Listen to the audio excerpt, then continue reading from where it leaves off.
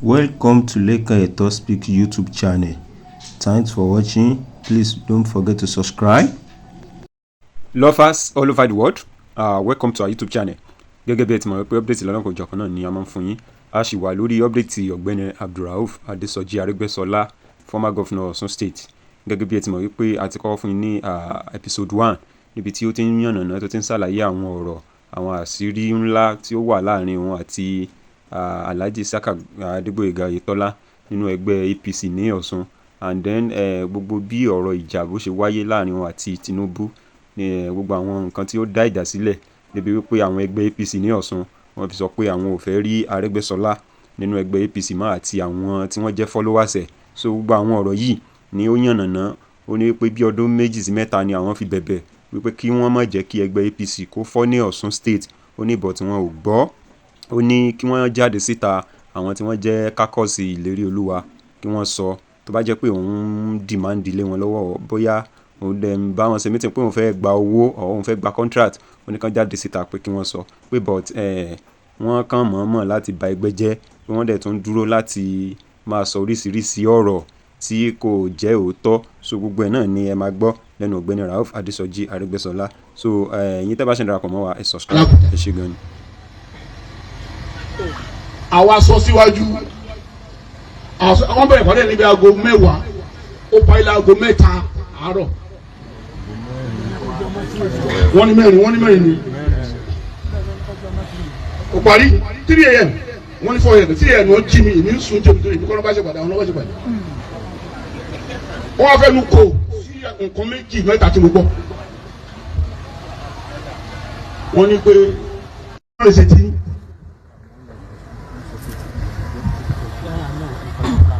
wọ́n á ní pé kò sí bá ṣe lè sọ ẹ̀yin lẹ́wọ̀n àjọba lẹ́yìn, a lè la pọ̀ jù yí lọ,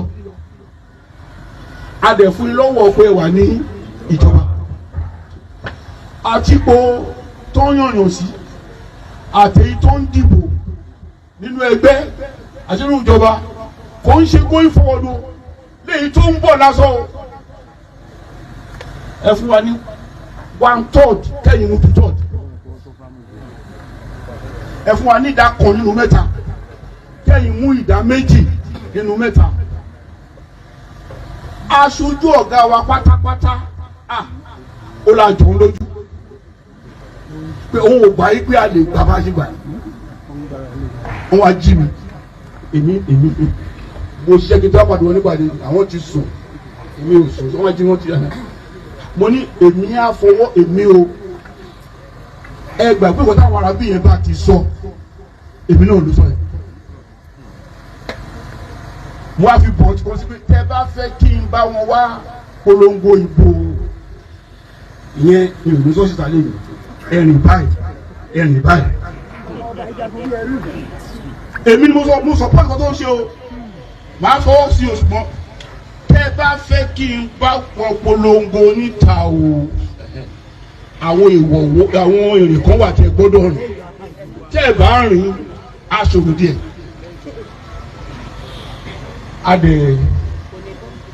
Adẹ̀ kúrò, adẹ̀ ṣètò bá ṣe máa rìn àbí nọ́jìmdà. Àmà dúró síbẹ̀ má bọ̀ gbọ́dọ̀ ìwọ àti Bọ́lá la ní kẹ́ wá rìn ètò kù. Tá a bá máa gbọ́ èsì ìpàdé tá a ṣe lóru ọjọ́ yẹn, mi ò ní sọ ìgbẹ́ tá a bá máa gbọ́ èsì ìpàdé tá a ṣe lọ́jọ́ yẹn fún àjọṣepọ̀ tó kúnná, bóyá kálẹ̀ yìí tó ṣu a máa gbọ́. Tá a bá máa gbọ́ èsì ìpàdé tá a ṣe lọ́jọ́ yẹn,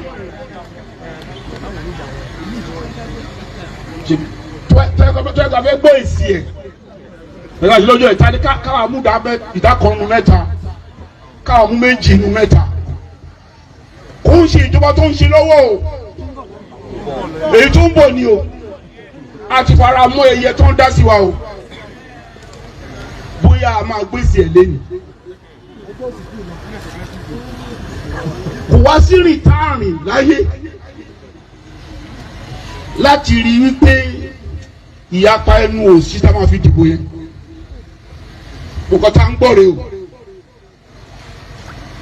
ńgbà tí wọ́n bẹ̀rẹ̀ sí ń polongo ìbò gbogbo ti gbàgbé lẹ́nu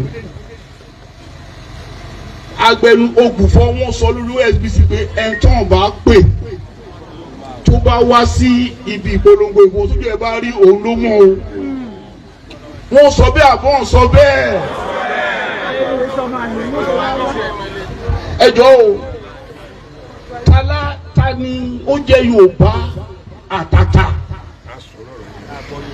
tá gbọ́rú ọ̀rọ̀ bẹ́ẹ̀ yẹn táwa ní pé òun ò gbọ́ èmi ò ọmọlúwàbí lè mú mi ò sọmọ láǹgídì pàpáyági kò sẹ́ni tó bí dáadáa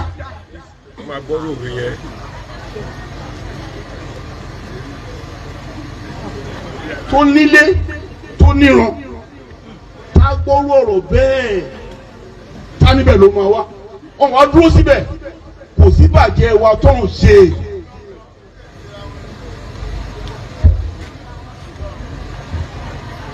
abẹ́rẹ́ ló bọ́ lọ́wọ́ adéjẹ́ tó dèjé.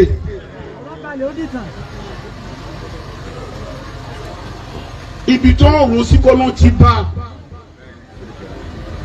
torí pé ìtìjú ò sí fún wọn wọ́n kọ́ ọ̀rọ̀ ara wọn jẹ dípò kan dẹ̀ dákẹ́ wọ́n tún wá ń bu aláìṣẹ̀ wọ́n lẹ́yìn tí ò ẹ̀ǹtí ẹ̀ sọ pé ẹ̀fẹ́ rí.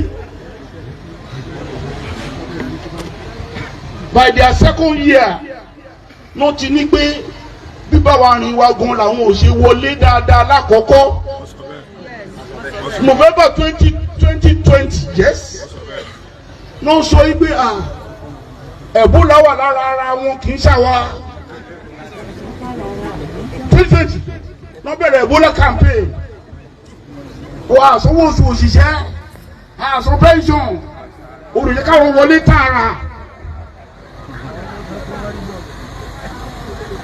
afẹ́wá bá wọn ṣe second year anniversary oníta bá wá ìlú àbàjẹ́ àwọn aráàlú ò fẹ́ rí ara wọn láì kí ń ṣàwá àwọn ló sọ bẹ́ẹ̀ wá kọ́ 2020 November wọ́n ní ìlú àdàrú tá a bá wá o àwọn èèyàn tí wọ́n gbàgbé wọ́n láwọn làjẹ́ kan wọlé àwọn nìyẹn àwọn nìyẹn àwa nìyẹn Ọlọ́run nìyẹn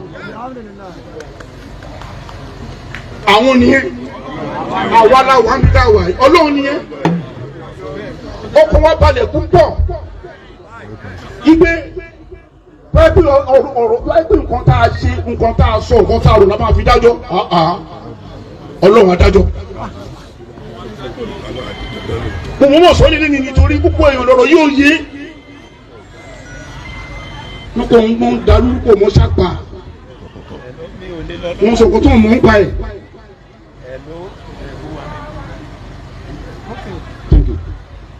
in any way àwa sọdún bí ni àwa dúpẹ́ lọ́wọ́ Ọlọ́run wípé Ọlọ́run àtúparí ọdún